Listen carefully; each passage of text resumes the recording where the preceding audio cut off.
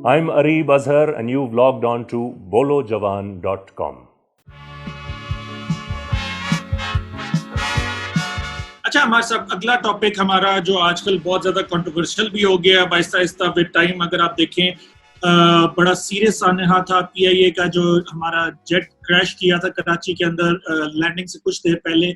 उसके ऊपर अब जो रिपोर्ट पब्लिक हुई है, बड़े खौफनाक किस्म के इंकशाफात आए हैं उसके अंदर कि जी जब पायलट, और गलती बेसिकली वो पायलट की और एयर ट्रैफिक कंट्रोलर दोनों को उसके अंदर ठहराया गया है, क्योंकि पायलट की इस वजह से कि जब वो लैंडिंग पे आ रहे थे वो जो लैंडिंग प्रोटोकॉल्स हैं उनको फॉलो करने के बजाय वो डिस्कशन क्या कर रहे थे, कोरोना कर रहे थे। और इवन जब उन्होंने बेली लैंडिंग की ट्राई भी की है, उसके बाद भी जब उन्होंने जो एयर ट्रैफिक कंट्रोल ने उनको पहले इंटीमेट कर दिया था कि आपकी स्पीड ज्यादा है, आपकी हाइट ज्यादा है, उसके बाद ये हुआ कि जी पायलट ने कहा नहीं आई विल मैनेज, तो मैनेज कर लेंगे। और एयर ट्रैफिक कंट्रोल को यहाँ अपना फुट डाउन करना चाहिए था असूलन, अगर ये तगड़ा एयर ट्रैफिक कंट्रोल होता।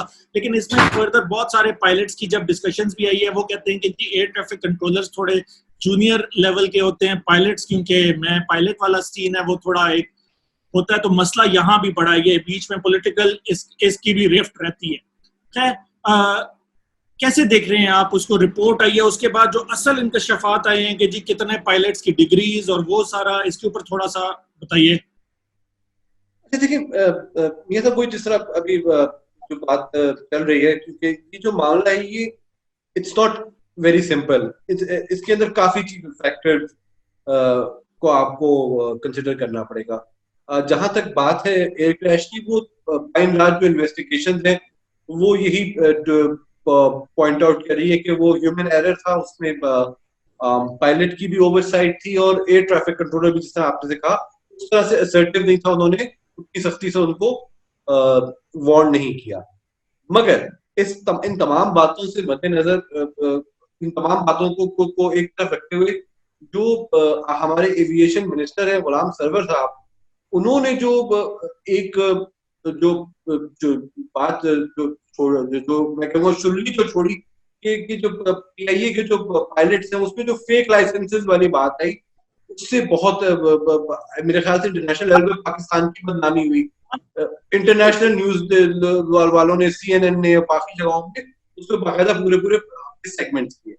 अच्छा, अब फिर मैंने भी थोड़ा बहुत इस पर रिसर्च की। मैंने जो एविएशन के लोगों थे उनको स्टडी किया, उनकी एनालिसिस को जो स्टडी किया, उससे जो चीज सामने आती है कि ऐसा नहीं है कि जो लाइसेंसेस थे वो किसी ने घर में बना के जाली लाइसेंस बना के आ गया था।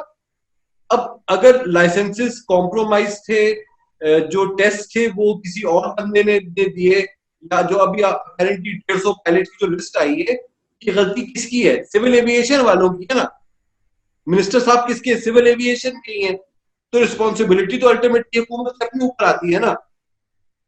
इसके अंदर ये कह देना कि जी ये PIA के अंदर की जो भर्तियां थी ये इतने सालों वाली, इसकी वजह से, ये मेरे ख्याल से जरा बिट ऑफ अ स्ट्रेच है। देखिए, जितने भी आपके पायलट्स हैं प्रेडोमिनेटली वो तमाम ये रिक्विजिट फ्लाइंग आवर्स पूरे करके आ रहे हैं।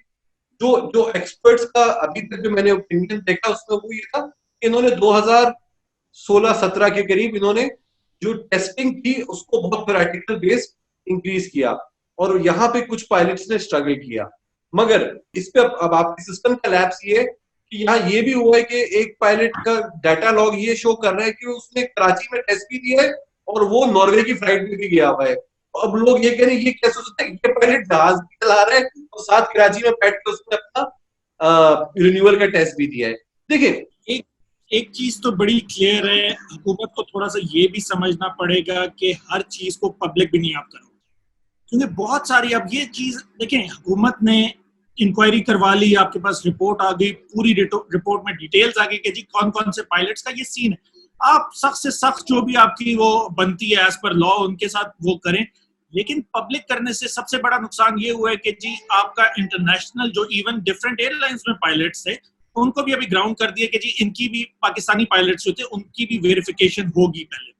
तो एक तो बदनामी अलग है आपकी, सेकेंडली PIA के ऊपर एक बहुत बड़ा सवालिया निशान उठ गया है कि क्या ये, अब देखें जो गिलगित वाली जिसमें जुनैद जमशेद साहब भी थे जो क्रैश हुई थी, उसके पायलट का भी यही आया है कि जी उनका भी यही मसला था कि उनके टेस्ट वगैरह का ये।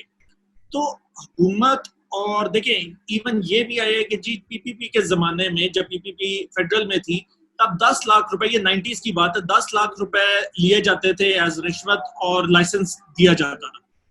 अब जब आपके पास ये सारी इंफॉर्मेशन आ गई है तो अब आपको इसके ऊपर बहुत सख्त स्क्रूटनी, देखें ये जिंदगियों से बड़ी कोई चीज नहीं। और अब मसला कहाँ आता है, देखिए जिस तरह मैंने गाड़ी सीख ली, आपने गाड़ी सीख ली, हम चला सकते हैं, लेकिन जो बंदा अब एक जहाज उड़ा रहा है उसकी टेक्निकलिटीज तभी सामने आएंगी जब वो कभी किसी मसले में पड़ेगा।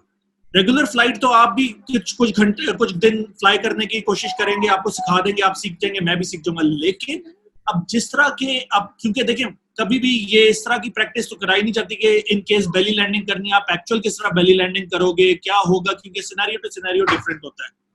अब उसके लिए आपको आपकी जो थ्योरेटिकल नॉलेज है, जो कि आपको एक्चुअली पढ़ाई जाती है, वो काम आती है, क्योंकि ये रोज का तो काम होता नहीं कि रोज इस तरह का कोई खुदा न खास्ता सामने हो जाए। तो इस चीज आपकी बात ठीक है, मगर देखिए जहां तक जो ये भी देख लिया जाए, डिग्रीज की जो बात की गई कि भाई कि 5 पायलट ऐसे थे जिनके पास मैट्रिक नहीं है, क्योंकि मेरे ख्याल से चले कंसिडरेबल है, मगर एविएशन के जो वैसे कवानीन है उसके अंदर ये कहीं नहीं लिखा हुआ कि वो बीए पास हो।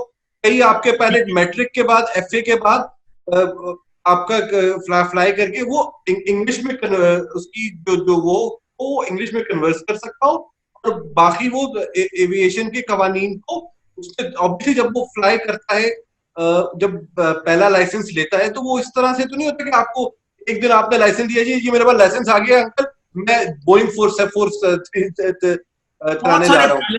बहुत सारे ऐसे पायलट्स हैं जिनको अभी फ्लाइट्स भी नहीं मिली हुई क्योंकि वो उनके फ्लाइंग आवर्स उस तरह नहीं है।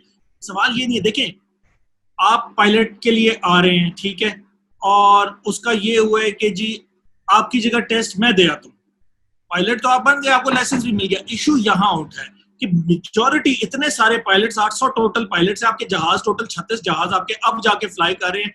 पहली बात तो 800 पायलट्स की मुझे तो समझ नहीं आई कि इतने सी अगर आपकी कंपनी है उसके अंदर आपने इतने ज्यादा पायलट्स रखे हुए हैं, और इतने आपके रूट्स भी नहीं है, सच्ची बात है, डोमेस्टिक मिला लें, इंटरनेशनल मिला लें, कर करा के बहुत ज्यादा भी हो तो आपको 150-200 से ज्यादा पायलट्स की जरूरत नहीं है। चलें आपने वो पायलट्स रख भी लिए, अब उसमें से आपके कितने ज्यादा वो पायलट्स हैं जिन्होंने अपनी टेस्ट नहीं दिए, जो कि एविएशन के टेस्ट हैं।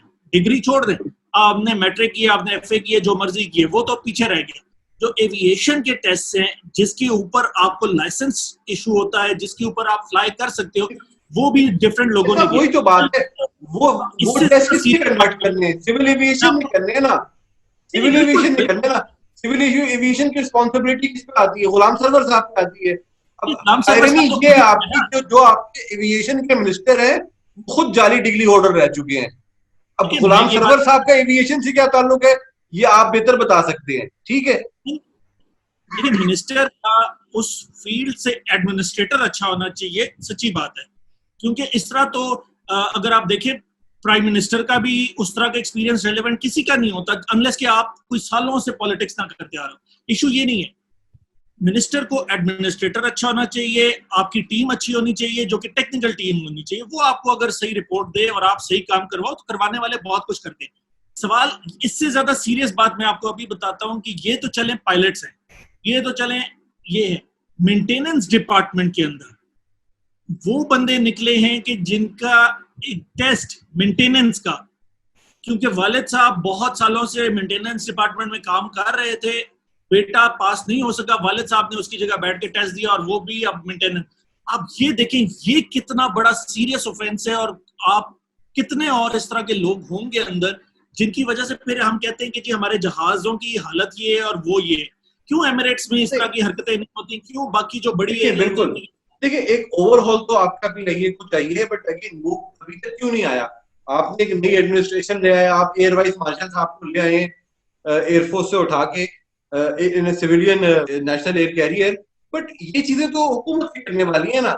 ये अब ये इस चीज का रोना कि यार ये खराब था, ये खराब था, ये तो कहानियां पीछे की हैं। अब आप हुकूमत में सिविल एविएशन की जिम्मेदारी आपके ऊपर है, कहिए कि जो हेड है वो एक सर्विंग एयर वाइस मार्शल है, तो अब इन चीजों को ठीक किया जाए। अगर आपके ख्याल से इधर यहाँ पे गैर कानूनी भर्तियां हुई है, तो एक इम्पार्शियल बोर्ड बनाइए, इन सब लोगों के दोबारा से टेस्ट कीजिए, डिटरमिन कीजिए, पता चल जाए ना, एक इम्पार्शियल बोर्ड बन जाए, उसपे इनके आप एसोसिएशन को भी बिठाइए, जो पीआईए की यूनियन से, यूनियन वालों से कहें आ जाए, आप भी आ जाए, पायलट्स वाले पापला वालों को भी कहें आप भी आ जाए, आप लोग सजेशन दे, but we have to start a process towards it. जो देखिए एक बहुत सीरियस किस्म की रिपोर्ट, ये पहले इस तरह की रिपोर्ट और इस तरह की कभी भी स्क्रूटनी नहीं हुई। अगर आप देखिए 70 साल या जितने भी सालों से पीआईए चल रही है, आपकी पीआईए टॉप पे जा रही थी, उसके बाद ऑल ऑफ अ सडन जब से, जिसको हम कहते हैं जी सरकारी भर्तियां जब से शुरू हुई पीआईए में, चाहे वो कोई भी पार्टी आती थी, एक का नाम नहीं किसी इसमें आता, लेकिन उसके बाद आपका पीआईए ने नोज ड्राइव करना शुरू किया। अब जाके पीआईए, जब ये पिछली हुकूमत थी 18 वर्किंग जहाज थे इनके पास, अब जाके आपके पास इस हुकूमत के अंदर 36 जहाज हो गए हैं जो कि इस वक्त फ्लाइंग की हालत में हैं, चाहे वो वेट लीज पे हो, चाहे वो आपने अपने पुराने जहाजों को ठीक करवाया हो या जो भी है। हालात थोड़े बेहतर हुए अंडर दिस लीडरशिप, ये जो एयर वाइस मार्शल आप जिनको कह रहे हैं। अब एक चीज सामने आई है, इस पे हुकूमत का फर्ज बनता है कि इसके ऊपर स्ट्रिक्ट एक्शंस ले, स्ट्रिक्ट, जिस आपने बात की पलपा को बुलाए, जो यूनियन है इनकी, उनको बुलाए, आपस में बैठे और सीरियस तरीके से, क्योंकि ये ग्लोबल इशू अब बन गया एक तरह से, आपकी एयरलाइन ब्लैकलिस्ट हो सकती है। तो नाज़रीन, आप ये बताइएगा कि आपके ख्याल से जो पीआईए का जो ये क्राइसिस है, इससे आगे कैसे बढ़ा जा सकता है और किस तरह से हम अपने इस कौमी इदारे को बचा सकते हैं? आप अपनी आरा से हमें आगाह कीजिएगा। बहुत शुक्रिया। I'm Areeb Azhar and you've logged on to bolojawan.com.